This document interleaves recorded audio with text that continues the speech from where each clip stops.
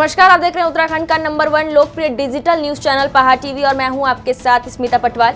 चलिए रुक करेंगे उत्तराखंड की तमाम बड़ी खबरों का, लेकिन उससे पहले एक नजर आज की हेडलाइंस पर। आज होंगे उत्तराखंड में 70 विधानसभा सीटों पर मतदान। आप भी जरूर करें अपने मतदान का प्रयोग। बीजेपी प्रत्याशी जोगेंद्र रौतेला पर पैसे बांटने का लगा आरोप। कांग्रेस प्रत्याशी सुमित हृदयेश ने लगाए गंभीर आरोप। शिक्षा मंत्री अरविंद पांडे के भाई का वीडियो हुआ वायरल। ग्रामीणों को धमकाने का लगा आरोप। वोटर्स को लुभाने के लिए प्रत्याशी कर रहा था बिरयानी दावत। एफएसटी टीम ने डाला खलल। पिथौरागढ़ जिला अस्पताल में रेडियोलॉजिस्ट नहीं मौजूद, गर्भवती महिलाएं परेशान। हरिद्वार में भाजपा कार्यकर्ताओं पर पार्टी के ही वर्कर ने लगाया मारपीट का आरोप। शिक्षा मंत्री अरविंद पांडे के भाई का सोशल मीडिया पर एक वीडियो जमकर वायरल हो रहा है, जिसमें प्रचार करने ग्रामीणों के बीच गए शिक्षा मंत्री अरविंद पांडे के भाई अमर पांडे को ग्रामीणों ने खदेड़ दिया। इस दौरान ग्रामीणों और शिक्षा मंत्री के भाई के बीच जमकर बहस भी हुई। वहीं शिक्षा मंत्री के भाई पर ग्रामीणों ने धमकाने और जाति सूचक शब्दों का इस्तेमाल करने का भी आरोप लगाया। इसी दौरान बनाया गया वीडियो भी जमकर वायरल हो रहा है। पांडे हमारे घर धमकी देने आए हैं वोटिंग के लिए। निकल यहाँ से, निकल। ये हमारे घर धमकी दे रहे हैं, ये देखो। चलो भाई, हमारे घर ये हमारे घर वोट मांग रहे हैं, धमकी दे रहे हैं, ये देखो। निकल यहाँ से, निकल। ये देखो धमकी अमर पांडे, अमर चमार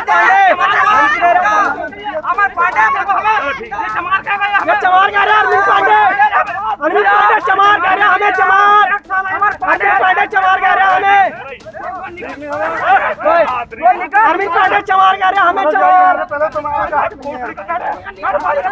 अरविंद पांडे चमार कह रहे हैं हमें, चमार अरविंद पांडे चमार कह रहे हैं हमें, चमार। निकल तुम्हारी माँ, अरविंद पांडे चमार कह रहे हैं हमें, चमार गुंडा चमार कह रहा है मेरे पांडे। अमर पांडे ये देखो, अमर पांडे बहुत अच्छा नहीं।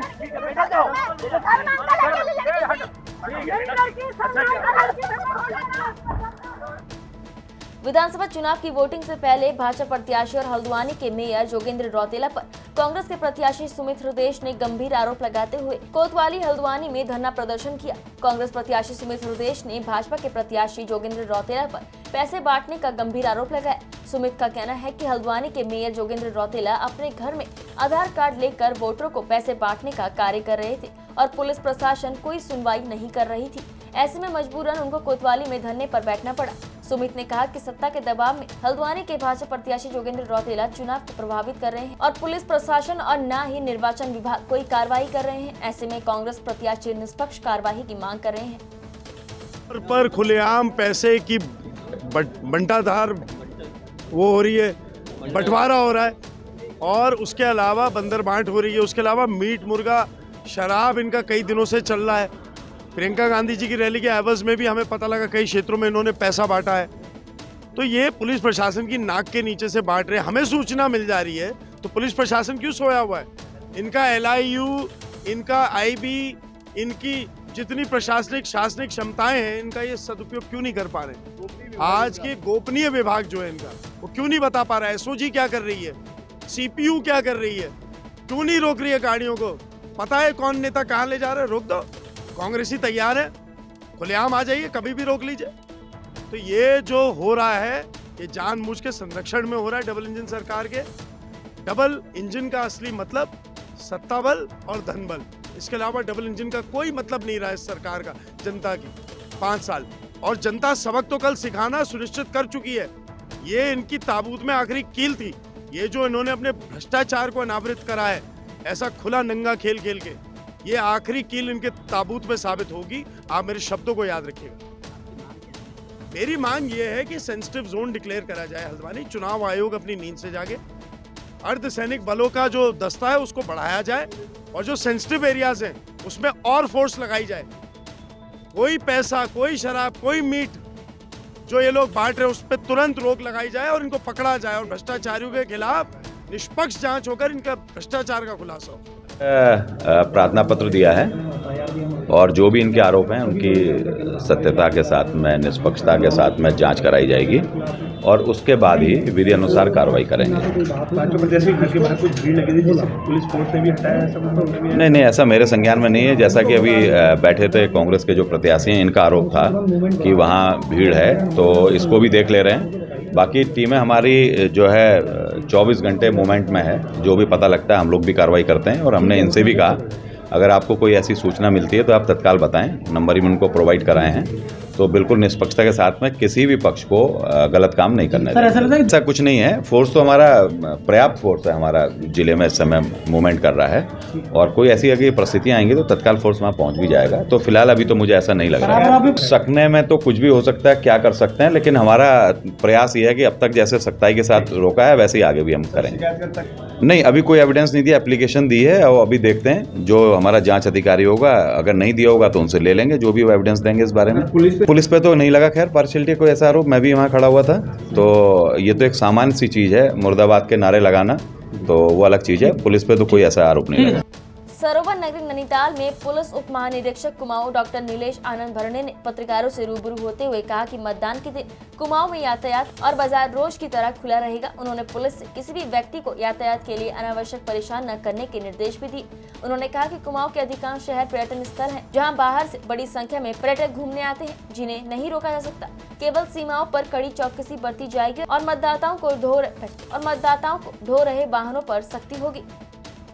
दुकान चालू है, होटल चालू है, सब कुछ चालू है, सब चालू है। मतलब ये क्या है कि एक आम धारणा बनी हुई है कि भाई जो है वो बॉर्डर तो सील होती है, लेकिन वो ये होती है कि यहाँ का मतदार कभी यूपी का मतदार यहाँ आ जाता है, डबल मतदान करते हैं, यहाँ के भी मतदान करते हैं, फिर वहाँ भी करते हैं, डबल रजिस्ट्रेशन करते हैं। कई सारे मतदार जो है ना वो बॉर्डर एरिया के, ये कई तो वो तो डुप्लीकेसी बहुत निकाली, ऐसी डुप्लीकेसी है, फिर बहेड़ी है, ये सब एरिया में रुद्रपुर जो है इसमें डुप्लीकेसी तो काफ़ी निकाली।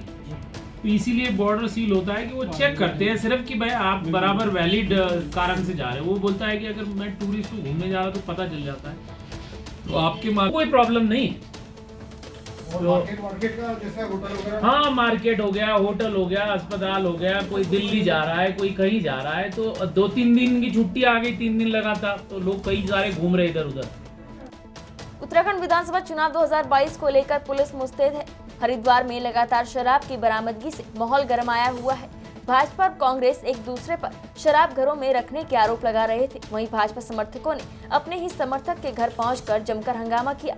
भाजपा समर्थकों पर आरोप है कि इस दौरान घर के सदस्यों के साथ मारपीट भी की गई।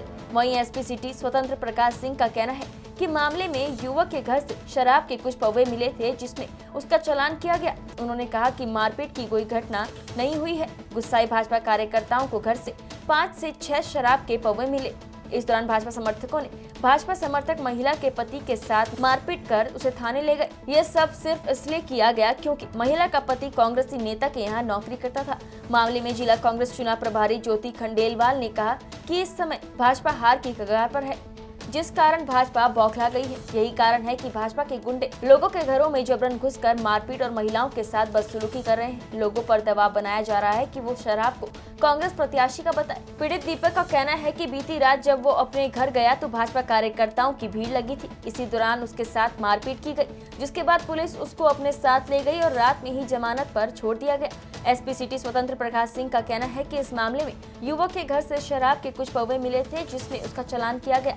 उसके घर पर कोई मारपीट नहीं हुई। आरोप लगाना बड़ा आसान है, कोई भी लगा सकता है और ऐसी शिकायत लेकर कोई नहीं आया। रात भाई ऐसा हुआ था कि मैं अपने घर गया तो मेरे घर के बाहर बीजेपी की भीड़ लगी हुई थी बहुत ज्यादा। तो मैंने इससे पूछा भाई क्या हो गया, तो उसने कहा तेरे घर पे रेड पड़ेगी। मैंने कहा जी घर का दरवाजा खुला है, आप जब मर्जी मार लें। उसके थोड़ी देर के बाद ही मेरा दोस्त आया था मेरे से मिलने के लिए। उन्होंने इसका स्कूटर रोक के इसको पकड़ लिया और कहीं और ले गए। इसको वहां पे बहुत ज्यादा मारा और अनाप शनाप बातें करी। इसके हाथ पैर में इसके हाथ पैर में सारी जगह डंडों से बहुत मारा और इसे जबरदस्ती खिलवाई कि तुम कहाँ काम करते हो, उनका नाम बताओ। जब इसने गुड्डू मिश्रा जी का नाम लिया और इससे कहा कि तुम दारू की पेटी गंगा जी में फेंक के आए, ये बताओ।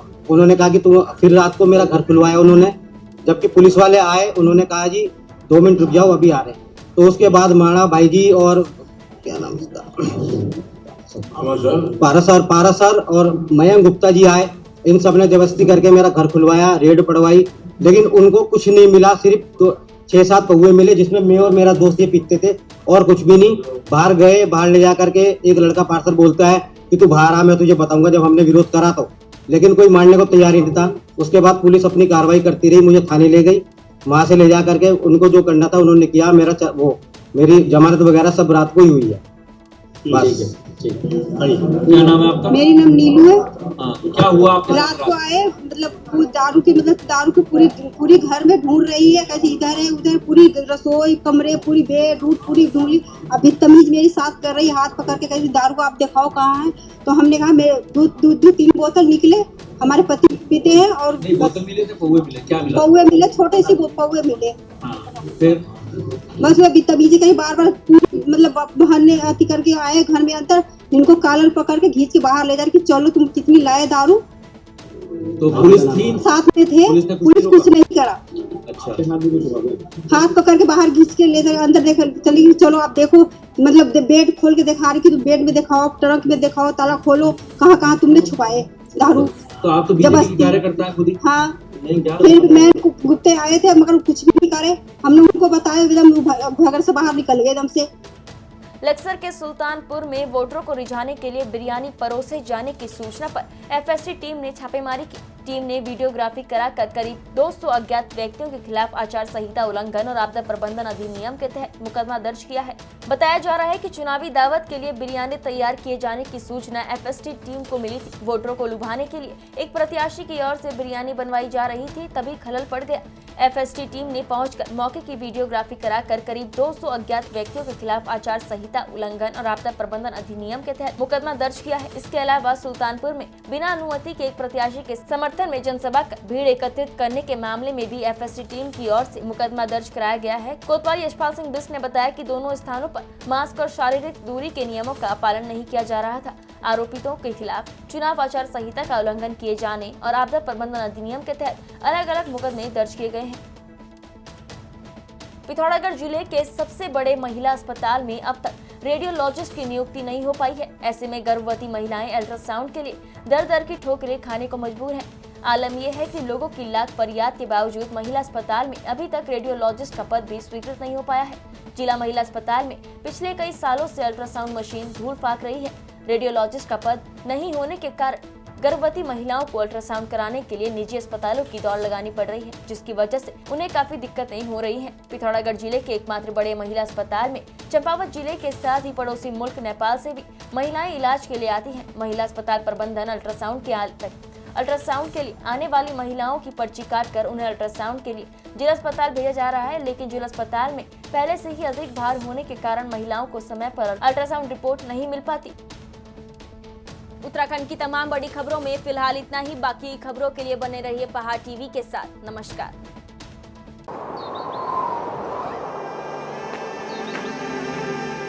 है बेखौफ उम्मीद का रंग।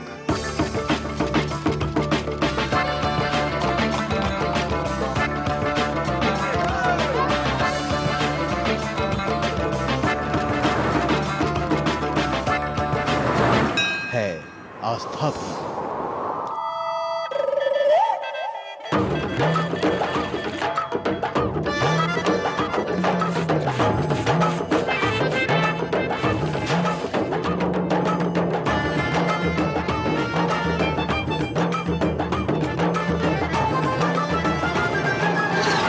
ये है मेरा उत्तराखंड।